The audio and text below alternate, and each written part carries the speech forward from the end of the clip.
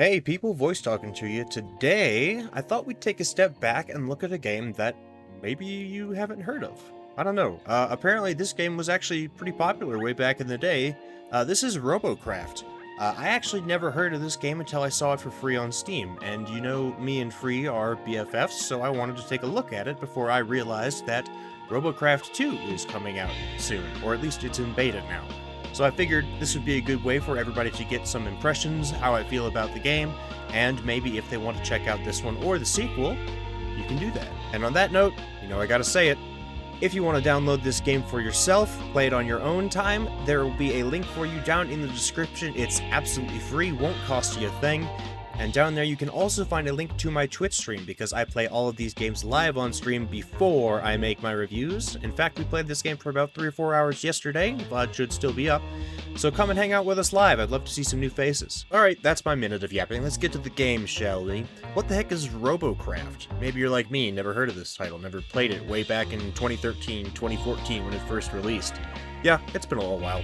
Robocraft is an online multiplayer mech-building arena shooter with a surprisingly dedicated fan base. There is a bit of a half-baked story set up as a backdrop for this game, something about like a super bleak war for resources in the far future, but let's be honest, that's not why anybody plays this game. Nay, we are here to build awesome, stupid, and completely absurd robots and then smash them against each other until they fall apart and explode. Frankly, that's why people play mech games. And Robocraft decided to make that concept the very core of its being, and it works. If you've ever wanted a game that lets you build a mech completely from scratch in practically whatever shape you want, this is it. Players have an incredible degree of freedom when it comes to building out their robots. I mean, certainly there's some things you'll want to make sure you have, like at least some sort of weapon and a way to move around. With metagaming be damned, you can make just about anything work if you're determined enough. And the system for building and editing your robots is great. Not only is it intuitive, precise, and easy to use, but it includes editing tools like the ability to undo actions and copy blocks.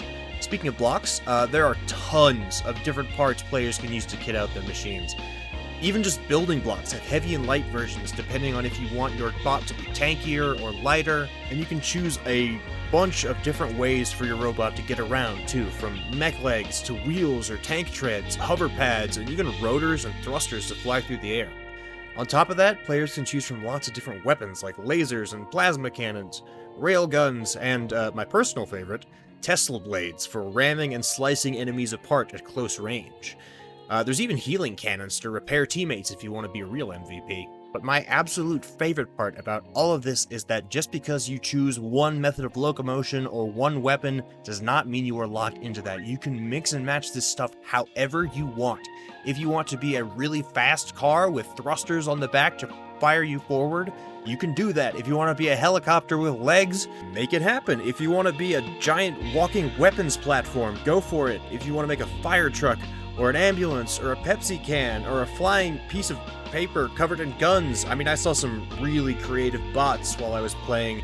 I mean, I even remember one that was just a giant flying cube made out of sticks. The only limit is, well, it's how much CPU your robot has. Don't worry, this game doesn't take up a whole lot of your CPU. CPU is just a stat that determines how much stuff you can slap on your robot. Different parts will have different costs in addition to their own stats. And yes, every part of your robot has its own health, weight, and aerodynamic values. Each block you stick on every weapon can be destroyed individually. Of course, if you want to make a bigger bot, you can always upgrade your robot's bay with resources that you earn from battle. So, let's talk battle. The matches come in a few different flavors with the standard elimination and team deathmatch, as well as point capture and a couple of others. There isn't a ton of variety to the maps and game modes, so chances are you'll become familiar with both the terrain and the tactics pretty quick. That said, combat is frantic, fast-paced, and completely batshit bonkers insane. The replay value of this game does not come from lots of game modes or map variety. It comes from the opposing players who are just as, if not more, interested in making a giant flying toaster as they are in smoking you. That is, of course, in addition to all of the changes in gameplay and tactics that are going to come from you using your own different robots.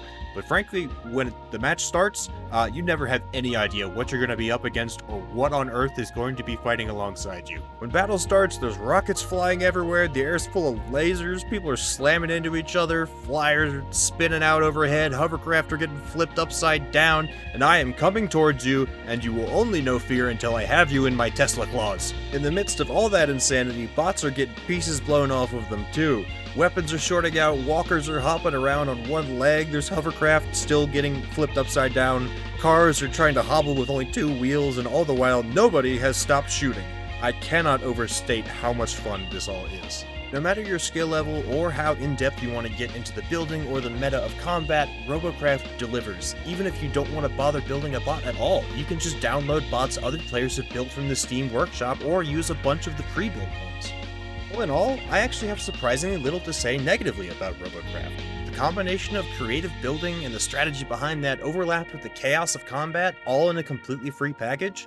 It's hard to knock that. But those are just my first impressions, and I'm just the voice in your head.